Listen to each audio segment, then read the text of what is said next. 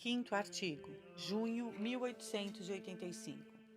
Os pregadores do Anticristo. Visão de São João. 1. Os livros santos, que entram em tantos detalhes sobre o homem do pecado, nos fazem conhecer um misterioso agente da sedução que lhe submeterá à terra.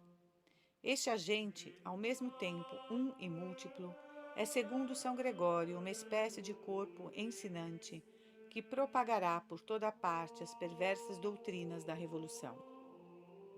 O anticristo terá seus ajudantes de ordem e seus generais. Possuirá um inumerável exército. Mal se ousa tomar ao pé da letra o número que São João nos dá falando de sua cavalaria. Apocalipse 9:16. Mas ele terá sobretudo a seu serviço falsos profetas como ele, iluminados do diabo, doutores de mentiras, inimigo pessoal de Jesus Cristo. Macaqueará o divino mestre, cercando-se de apóstolos ao contrário. Falemos então, segundo São João, desses doutores ímpios que chamaremos pregadores do Anticristo. 2. São João, no capítulo 13 de seu Apocalipse, descreve uma visão parecida com a de Daniel. Ele vê surgir do mar um monstro único, reunindo em si mesmo uma horrível síntese de todos os caracteres das 4 bestas vistas pelo profeta. Este monstro parece o leopardo, tem pés de urso, goela de leão, tem 7 cabeças e 10 chifres. Ele representa o império do Anticristo, formado por todas as corrupções da humanidade. Ele representa o próprio Anticristo, que é o nó de todo esse conjunto violento de membros incoerentes e díspares. Chega-se a ver um impostor com o cortejo de cristãos apóstatas, muçulmanos fanatizados, judeus iluminados, que o seguirá por toda parte. Ora, enquanto São João considerava esta besta, viu uma das cabeças ferida de morte. Depois a chaga mortal foi curada, e toda a terra se maravilhou com a besta. Os intérpretes veem nisso um dos falsos prodígios do Anticristo, um de seus principais ajudantes, de ordem, ou talvez ele mesmo, aparecerá ferido gravemente. Acreditar-se-á que morreu, quando de repente, por um artifício diabólico, se recuperará cheio de vida. Esta impostura será celebrada por todos os jornais. Muito crédulos nesta ocasião, o entusiasmo irá ao delírio. Então continua São João. Os homens adorarão o dragão que deu o poder à besta, dizendo: quem é semelhante a ela e quem poderá pelejar contra ela?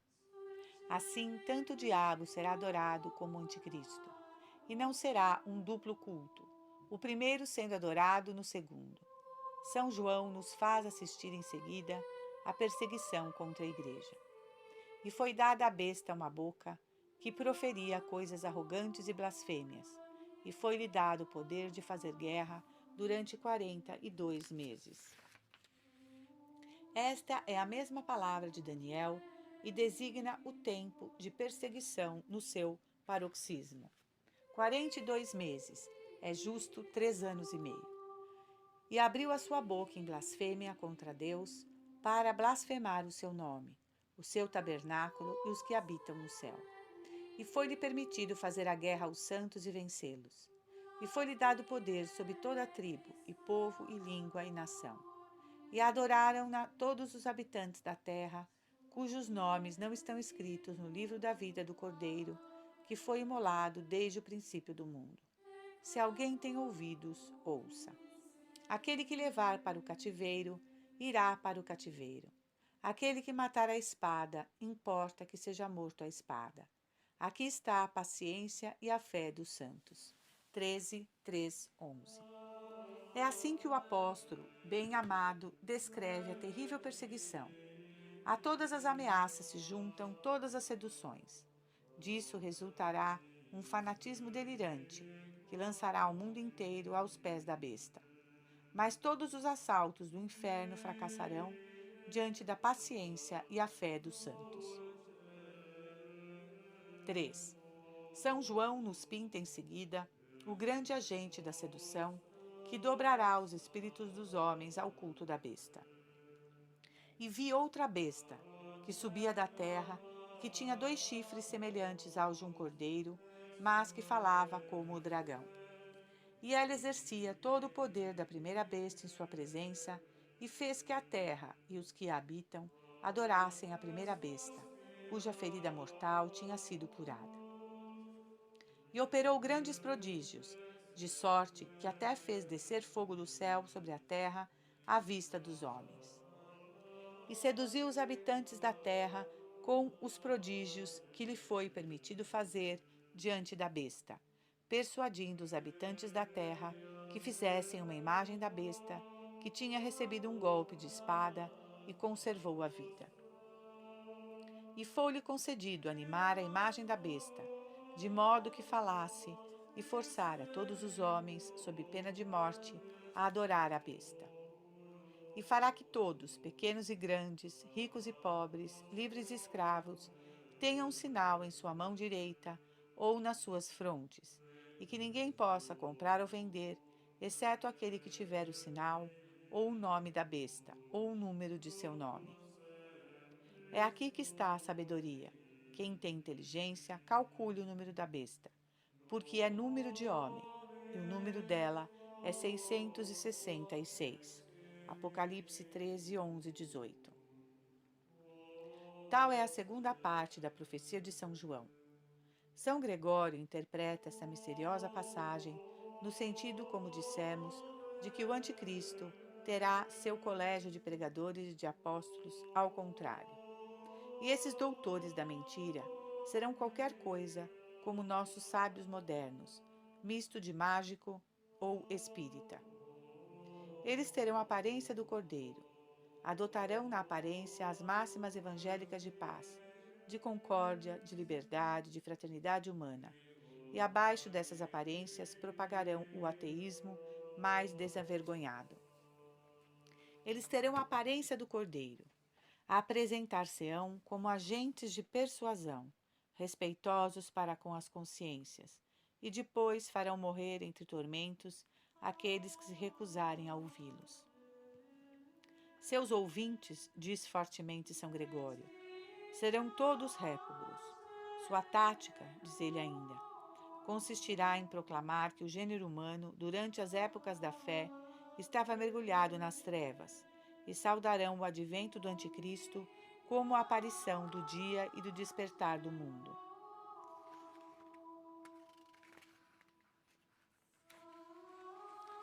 Essas pregações serão apoiadas por falsos prodígios. Instruídos pelo diabo e por seu agente, a respeito dos segredos naturais ainda desconhecidos, os missionários do anticristo espantarão e seduzirão as multidões com toda espécie de sortilégios. Farão descer fogo do céu e farão falar as imagens do anticristo que terão erigidos. Mas isso não é tudo. Forçarão os homens, sob pena de morte, a adorar essas imagens falantes. Obrigarão os homens a levarem na mão direita ou na testa o número do monstro, e aquele que não tiver este número não poderá nem comprar nem vender. Aí aparece o terrível requinte da suprema perseguição. Aquele que não levar a estampilha do monstro estará por isso mesmo fora da lei, fora da sociedade, passível de morte.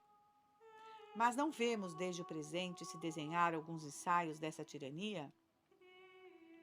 O que são todos esses mestres do ensino sem Deus, senão os precursores do anticristo? A revolução quer ter seu corpo ensinando, encarregando oficialmente de descristianizar a juventude e de imprimir na testa de todos, pequenos e grandes, pobres e ricos, a estampilha do Deus-Estado. O ensino obrigatório e leigo não tem outro fim. Já se preparam leis para interditar a entrada nas carreiras públicas de quem não tenha recebido assinatura das escolas do Estado.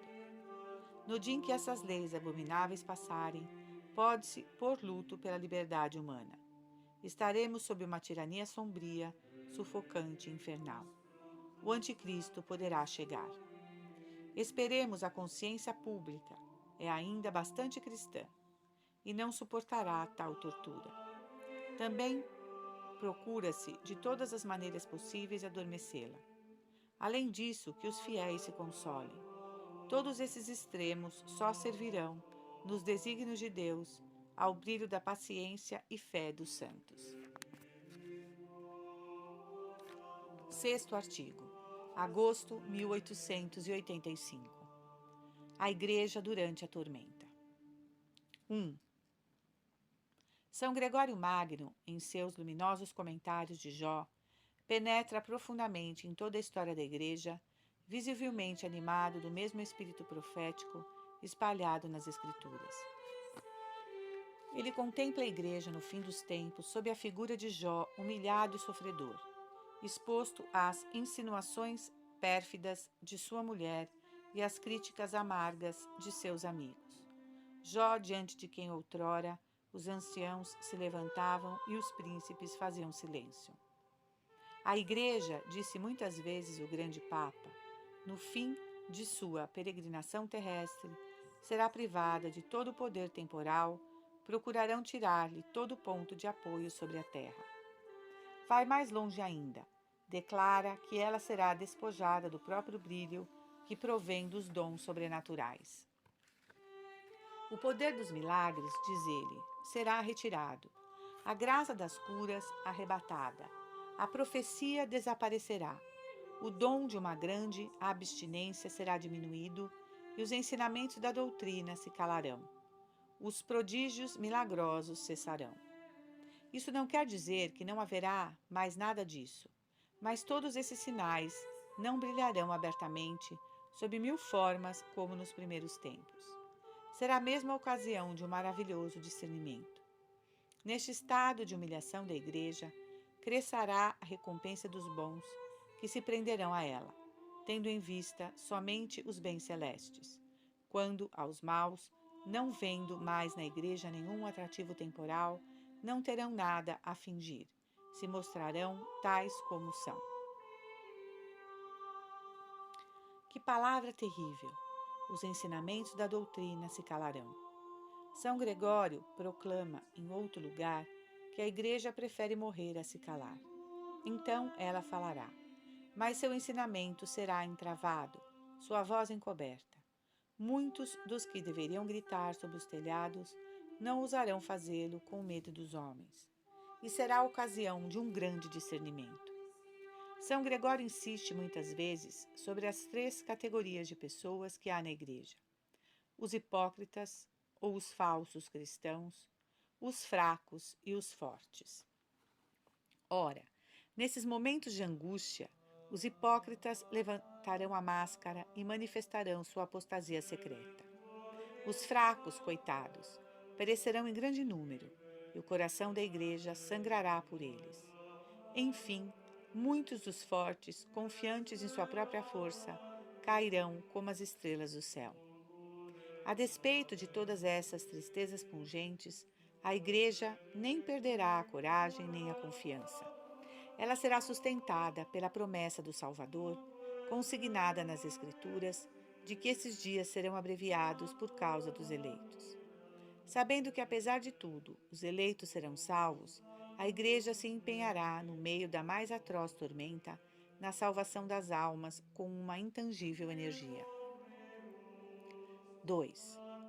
Apesar do horrível escândalo desses tempos de perdição, não se deve pensar que os fracos estarão necessariamente perdidos. A via da salvação continuará aberta, e a salvação possível para todos. A Igreja terá meios de preservar proporcionados ao tamanho do perigo. E entre os pequenos, somente os que deixarem as asas de sua mãe cairão nas garras do gavião. Quais serão esses meios de preservação? As Escrituras não nos deixam sem indicação sobre o assunto. Podemos, sem temeridade, formular algumas conjecturas. A Igreja se lembrará do aviso dado por Nosso Senhor para os tempos da tomada de Jerusalém e aplicável com o consentimento dos intérpretes à última perseguição. Quando virdes a abominação da desolação, predita pelo profeta Daniel, de pé nos lugares santos, aquele que lê compreenda, então aqueles que estão na Judéia fujam para as montanhas. Rogai para que vossa fuga não seja no inverno, nem dia de sábado, pois haverá grande tribulação, tal como nunca houve desde a origem do mundo e que não haverá jamais. E se esses dias não fossem abreviados, ninguém se salvaria, mas eles serão abreviados por causa dos eleitos. Mateus 24, 15 e 23. De acordo com essas instruções do Salvador, a Igreja porá os pequenos rebanhos em segurança pela fuga. Providenciará retiros inacessíveis, já que a terra estará cruzada e varada pelos meios de comunicação. É preciso responder que Deus proverá Ele próprio a segurança dos fugitivos. São João nos deixa entrever esta ação da providência. No capítulo 12 do Apocalipse, ele nos apresenta uma mulher vestida de sol e coroada de estrelas. É a Igreja. Esta mulher sofre as dores do parto, pois a Igreja dá à luz os eleitos de Deus entre grandes sofrimentos. Diante dela está um grande dragão, ruivo, imagem do diabo e de suas contínuas armadilhas. Mas a mulher foge para o deserto, para um lugar preparado pelo próprio Deus. E lá ela é alimentada durante 1260 dias. Apocalipse 5, 6. Estes 1260 dias, que fazem 3 anos e meio, indicam o tempo da perseguição do Anticristo, como está manifestado em outras passagens do Apocalipse. Então, durante esse tempo, a Igreja, na pessoa dos fracos, fugirá para a solidão, e Deus se incumbirá de mantê-la escondida e a alimentará. No fim do mesmo capítulo estão os detalhes desta fuga. São dadas à mulher 2 grandes asas de águia, para a transportar para o deserto. O dragão tenta persegui-la. Sua goela vomita um rio de água contra ela. Mas a terra vem socorrer a mulher e absorve o rio. Essas palavras enigmáticas designam alguma grande maravilha que Deus fará aparecer em favor de sua igreja. A raiva do dragão espiará a seus pés. No entanto, enquanto os fracos rezam em segurança, numa misteriosa solidão, os fortes e os valentes se engajarão numa luta terrível na presença do mundo inteiro com o dragão desencadeado. 3. É fora de dúvida que nos últimos tempos haverá santos de virtude heróica. No começo, Deus deu à Igreja os apóstolos que abateram o império idolátrico e que fundaram e cimentaram a Igreja com seu sangue. No fim, Deus dará filhos e defensores, que não se pode dizer menos santos ou menores. Santo Agostinho pensava neles e exclama: em comparação com os santos e fiéis de então, o que somos nós? Pois para pô-los à prova o diabo será desencadeado, e nós o combateremos ao preço de 1000 perigos, estando ele atado. E acrescenta: no entanto, mesmo hoje o Cristo tem soldados bastante prudentes e bastante fortes para poderem desmanchar com sabedoria suas armadilhas e aguentar com paciência os assaltos do inimigo mesmo ser desencadeado. Santo Agostinho continua perguntando: haverá ainda conversões nesses tempos de perdição? As crianças serão ainda batizadas apesar das proibições do monstro? Os santos de então terão o poder de arrancar as almas da goela do dragão furioso? O grande doutor responde afirmativamente a todas essas perguntas. Sem dúvida, as conversões serão mais raras, mas serão mais espetaculares. Sem dúvida, em regra geral, é preciso que Satã esteja amarrado para que se possa despojá-lo. Mateus 11, 29. Mas nesses dias, Deus se comprazerá em mostrar que sua graça é mais forte do que o próprio forte em seu mais furioso desencadeamento. Cada um note o quanto estes dados são consoladores. Mas quais serão os santos dos últimos tempos? Gostamos de pensar que entre eles haverá soldados. O anticristo será um conquistador, comandará exércitos. Encontrará diante de si as legiões tebanas, heróis desta linhagem gloriosa e indomável, que tem os macabeus como ancestrais e que conta em suas fileiras com os cruzados, os camponeses de Vandea e do Tirol, enfim, os zuavos pontificais. Estes soldados, o anticristo poderá esmagá-los debaixo do peso de suas inumeráveis hordas. Ele não os fará fugir. Mas o anticristo será, sobretudo, um impostor. Por consequência, ele encontrará como adversários principalmente os apóstolos armados com o crucifixo. Como a última perseguição revestirá o aspecto de uma sedução, estes unirão a paciência dos mártires à ciência dos doutores. Nosso Senhor fez Santa Teresa vê-los, tendo na mão gládios luminosos. À frente destas falanges intrépidas, aparecerão 2 enviados extraordinários de Deus, 2 gigantes de santidade, 2 sobreviventes dos tempos antigos. Referimos-nos a Enoque e Elias, de quem falaremos no artigo seguinte.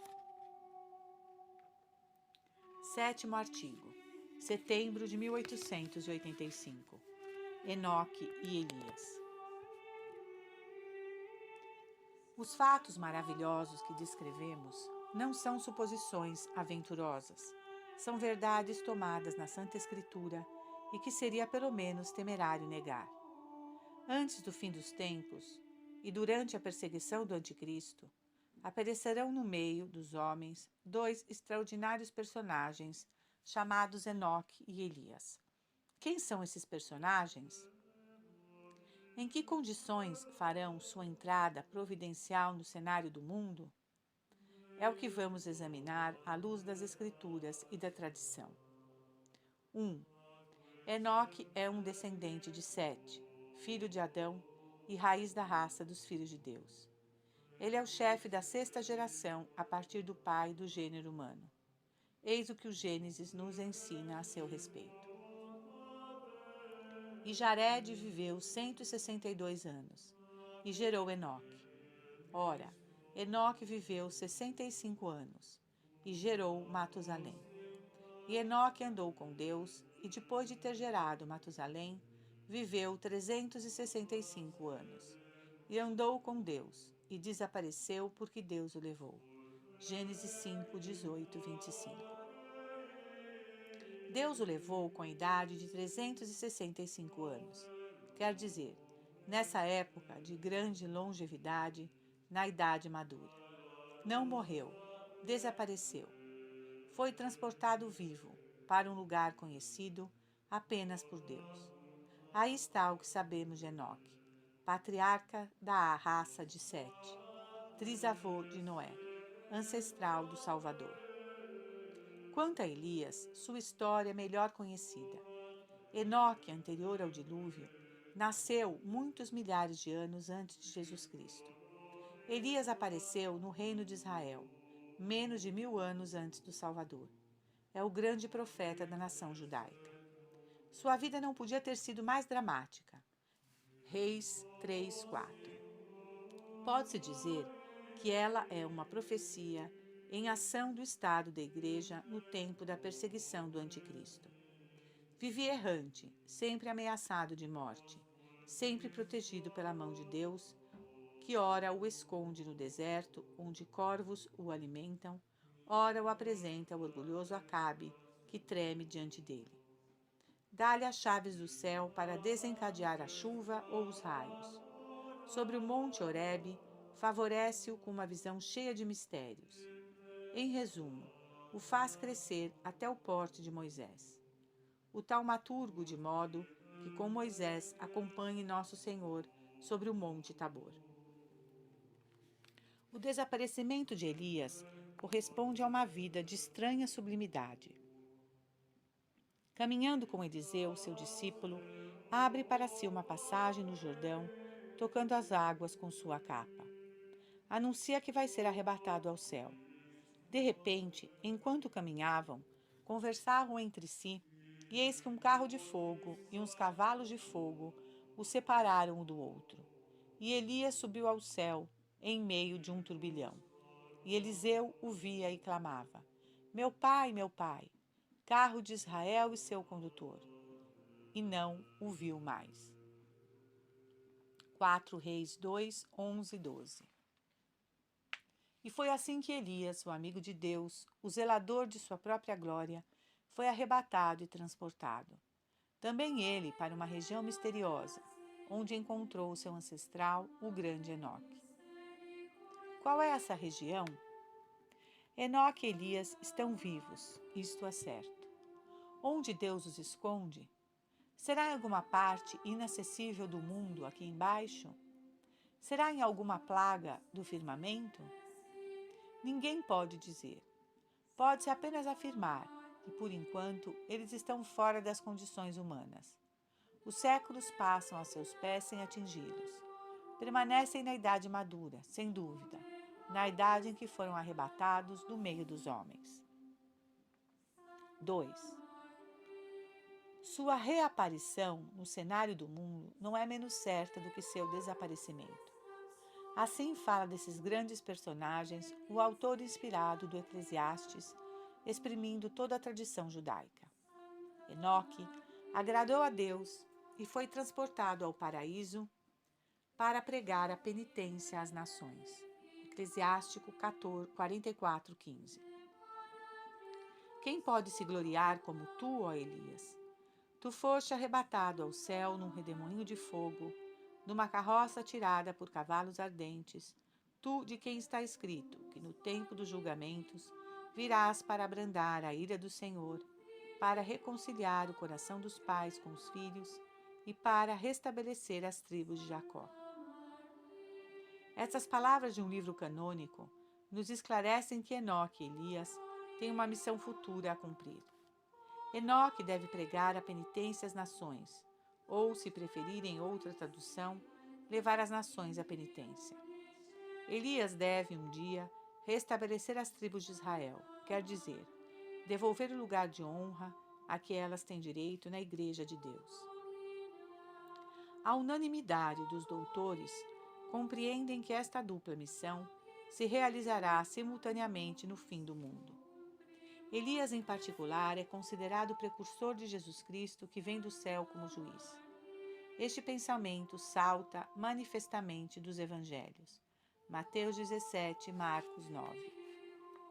Então os homens verão um dia, e não sem espanto, Enoque e Elias reaparecerem no meio deles e pregarem penitência com extraordinário brilho. São João o chama as duas testemunhas de Deus, e assim o descreve no seu Apocalipse 11, 3, 7. Eles profetizarão durante 1260 dias, revestidos de saco. São as duas oliveiras e os dois candelabros postos diante do Senhor da terra. Se alguém lhes quiser fazer mal, sairá fogo de suas bocas, que devorará os seus inimigos. E se alguém os quiser ofender, é assim que deve morrer. Eles têm o poder de fechar o céu para que não chova durante o tempo que durar sua profecia. E têm poder sobre as águas para as converter em sangue e de ferir a terra com todo gênero de pragas todas as vezes que quiserem. Quem não reconhece nesse retrato o Elias do Antigo Testamento, fechando o céu durante 3 anos e fazendo descer do céu sobre os soldados que vinham para levá-lo? Os 1260 dias marcam o tempo da perseguição final, como já fizemos observar. Assim, o aparecimento das testemunhas de Deus coincidirá com a perseguição do Anticristo. É preciso reconhecer que o socorro trazido pela Igreja será proporcional ao tamanho do perigo. As duas testemunhas de Deus, revestidas das insígnias das mais austera penitência, irão por toda parte, e por toda parte serão invulneráveis. Uma nuvem, por assim dizer, os cobrirá e lançará fogo contra quem quer que ouse tocá-los. Terão em suas mãos todos os flagelos para desencadeá-los à vontade sobre toda a terra. Pregarão com uma soberana liberdade em presença do próprio Anticristo. Este tremerá de raiva, e haverá um duelo terrível entre o monstro e os dois missionários de Deus. Oitavo artigo, outubro de 1885. A crise final. 1. Paremos um instante diante dos intrépidos missionários de Deus e notemos a oportunidade divina de sua aparição. Segundo São Pedro, nos últimos tempos virão embusteiros, zombadores, sedutores, vivendo as suas concupiscências, dizendo: onde está a promessa e a vinda de Jesus Cristo? Desde que nossos pais morreram, tudo continua como desde o princípio da criação. 2 Pedro 3, 3, 4. Esses sedutores, estes embusteiros, os estamos vendo com nossos próprios olhos, ouvindo com nossos ouvidos. Chamam-se racionalistas, materialistas, positivistas. Negam a priori toda a causa superior, todo fato sobrenatural. Não se interessam em saber de onde vêm, nem para onde vão. Semelhantes aos insensatos do livro da sabedoria, olham a vida como uma dessas nuvens da manhã que não deixam rastro ao raiar do sol. O que está além do túmulo chamam o grande desconhecido. Recusam-se terminantemente a investigá-lo. Em consequência, o todo do homem, a seus olhos, está em gozar o mais possível o momento presente, pois tudo mais é incerto. Esses falsos sábios relegam os escritos de Moisés a cosmogonias fabulosas. Recusam-se a reconhecer algum valor histórico nos livros santos. Segundo o que dizem, todos esses documentos, em contradição com a ciência, seriam obras de um judeu exaltado, Esdras, que quis realçar sua nação. Quanto à vinda de Jesus Cristo, à ressurreição geral, ao julgamento final, as recompensas e as penas eternas tratam como sonhos absurdos. Asseguram que a humanidade, em via de um indefinido progresso, encontrará um dia o paraíso na Terra. Ora, para confundir esses impostores, Deus suscitará Enoque, representante do período antediluviano. Enoque, quase contemporâneo das origens do mundo. Suscitará Elias, representante do judaísmo mosaico. Aliás, Elias que, de um lado, toca Salomão e Davi, de outro, Isaías e Daniel. Esses grandes homens virão com indiscutível autoridade estabelecer a autenticidade da Bíblia e mostrar que o cristianismo está ligado à era dos profetas até Moisés e à era dos patriarcas até Adão. Nele se levantarão todos os séculos para renderem testemunho à verdade da revelação. Nunca a divindade do Cordeiro, que foi morto desde a origem do mundo, Apocalipse 13:8, resplandecerá de modo mais fulgurante. Ao mesmo tempo, anunciarão com veemência a aproximação do julgamento. Retomando as palavras de São João, clamarão a todos os confins do mundo: fazei dignos frutos de penitência. O machado já está posto à raiz das árvores. Ele tem a pá em sua mão, e limpará bem a sua eira, e recolherá o trigo do celeiro, mas queimará as palhas em um fogo inextingível. Mateus 3, 8, 13. Continuando a predição do eclesiástico, Enoque pregará a penitência às nações, que compreendem todos os povos fora do judaísmo. Ele lhes falará com a majestade de um antepassado e lhes fará conhecer e reconhecer Jesus Cristo, o desejado das nações. Elias se dirigirá especialmente aos judeus que esperam sua vinda. Ele se dará a conhecer por sinais de extrema evidência. Fará Jesus brilhar a seus olhos. Jesus, que é o osso de seus ossos e carne de sua carne. É fora de dúvida que essas pregações, apesar das ameaças e dos tormentos, seguirão numerosas e estrondosas conversões, principalmente do lado dos judeus. Isto está formalmente predito. As duas testemunhas de Deus pregarão tanto juntas como separadas, e durante 3 anos e meio percorrerão verdadeiramente a terra toda. Os jornais farão em volta deles a conspiração do silêncio, como em volta dos milagres de Lourdes. Mas eles se imporão à atenção do mundo. O anticristo tentará em vão apanhá-los, pois o fogo devorará quem quer que ouse lhes tocar. Eles passarão com o gládio da justiça de Deus no meio dos homens, que vivem no prazer e no deboche, eles o ferirão com chagas horríveis. No entanto, assim como a missão de Nosso Senhor, a deles terá um tempo determinado. Em dado momento, perderão a assistência sobrenatural que os protegia até então. Escutemos São João.